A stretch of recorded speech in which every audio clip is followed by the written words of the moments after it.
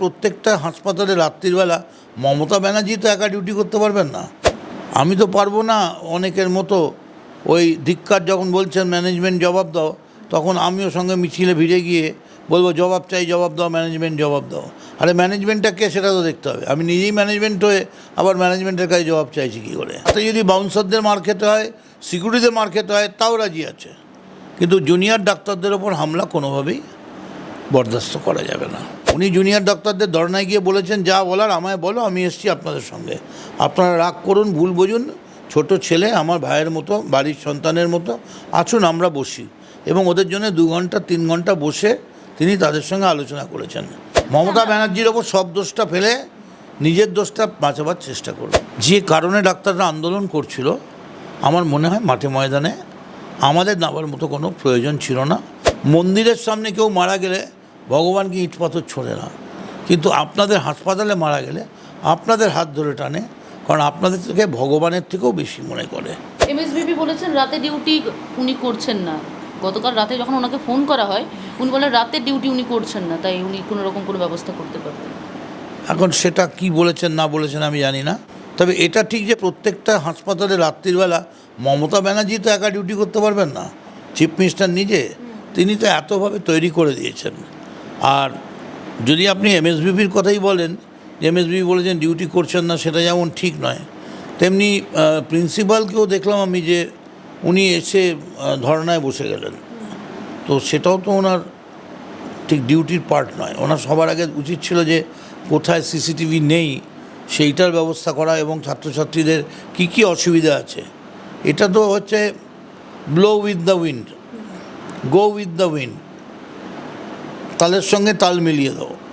কিন্তু সেটা না করে দায়িত্ব নিতে হবে।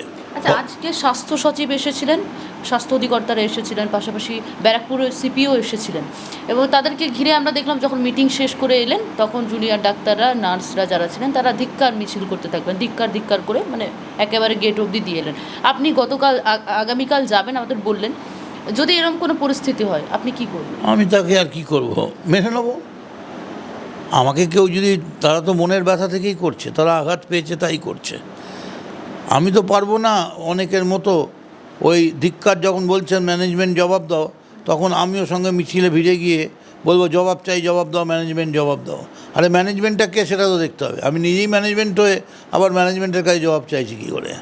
ফলে আমার মনে হয় যারা স্বাস্থ্য দপ্তরের কর্তা ব্যক্তিরা আছেন, চালাকির দ্বারা কোনো মহৎ কার্য হয় না।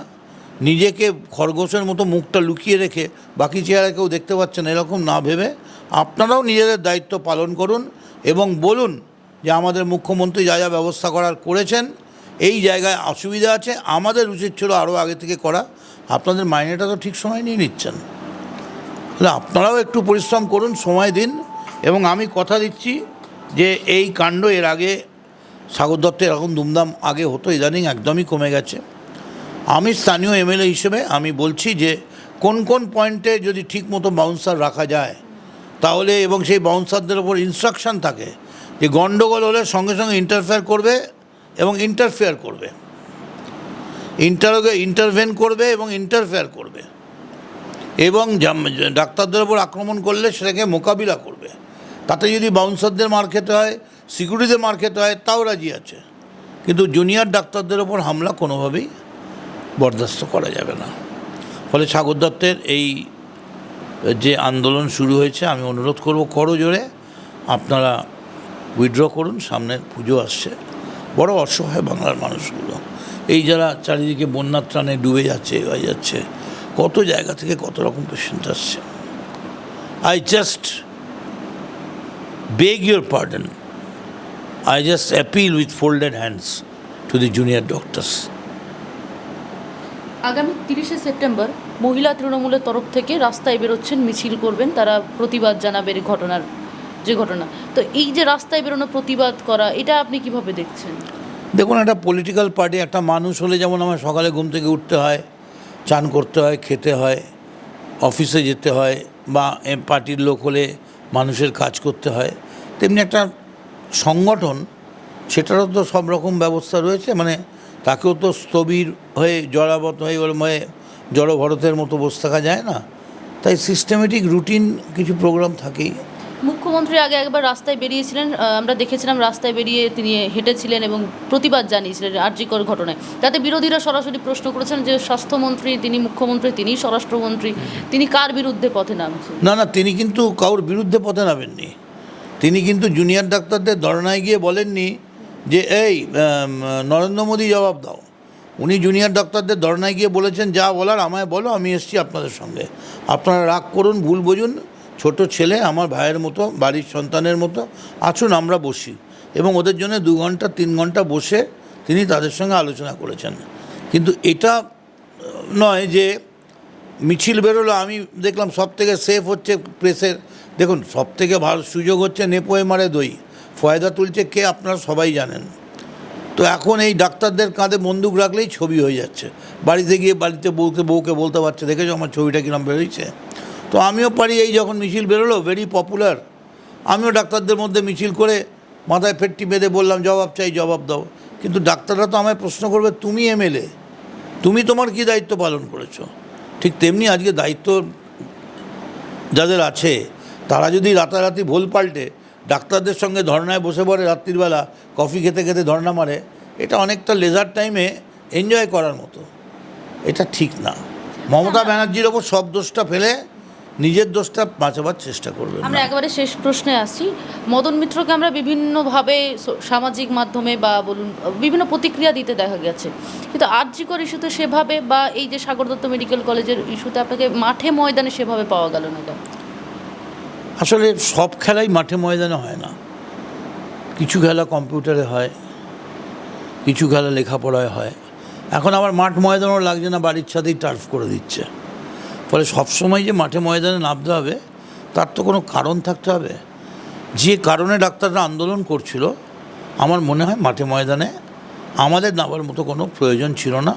কারণ সেখানে মুখ্যমন্ত্রী নিজে বারবার গিয়ে ডাক্তারদের কাছে কথা বলেছেন, ও তুই বারে বারে ঠেলবি দুয়ার, হয়তো দুয়ার খুলবে না, তোর আপনজনে ছাড়বে তোরে, তা বলে ভাবনা করা চলবে না। এবং মুখ্যমন্ত্রী বলেছেন, যদি তোর ডাক শুনে কেউ না আসে তবে একলা চলো রে। মুখ্যমন্ত্রী নিজে গেছেন, একা গেছেন। ডাক্তাররা বিক্ষোভ করতে পারে, দুটো বাজে কথা বলতে পারে, সব জানার পরেও তিনি কিন্তু মাথা নিচু করে, আমার মাথা নত করে দাও হে তোমার চরণ ধুলার তলে, তিনি কিন্তু তার মান সম্মানটা রাখতে পারেননি। যেখানে মুখ্যমন্ত্রী নিজের দায়িত্ব এইভাবে পালন করছেন, সেখানে হাসপাতালের যারা দায়িত্বে আছেন একদম শীর্ষ ব্যক্তিরা, তারা কীরকমভাবে পাশ কাটিয়ে তারাও জবাব দাও বলে হাতে মিছিলের মধ্যে ঢুকে পড়ছেন, এটা আমার খুব আশ্চর্য লাগছে। আমার মনে হয় এই চালাকি করে বেশি দিন বাঁচা যাবে না। সত্য প্রকাশিত হবেই, কিন্তু ডাক্তারদের আন্দোলনে যথেষ্ট যুক্তি আছে। আবার একই সঙ্গে বলবো, আপনাদেরকে মানুষ ভগবান ভাবে। মন্দিরের সামনে কেউ মারা গেলে ভগবানকে ইট পাথর ছোড়ে না, কিন্তু আপনাদের হাসপাতালে মারা গেলে আপনাদের হাত ধরে টানে, কারণ আপনাদের থেকে ভগবানের থেকেও বেশি মনে করে। এতটাই আপনাদের উপর নির্ভরতা, এতটাই তাদের বিশ্বাস। কিন্তু যেটা হয়েছে সেটা অন্যায় এবং এই ধরনের ঘটনা ঘটা উচিত নয়। ডাক্তারদের যথেষ্ট আন্দোলন করার যৌক্তিকতা আছে। অসংখ্য ধন্যবাদ দাদা। আমাদের সঙ্গে এতক্ষণ ছিলেন মদন দা। ক্যামেরায় সুস্মিতার সঙ্গে শোভনের রিপোর্ট, বাংলা হান্ট, কলকাতা। বাংলা হান্টের আরও খবর দেখতে নজর রাখুন। বাংলা খবর মানেই বাংলা হান্ট।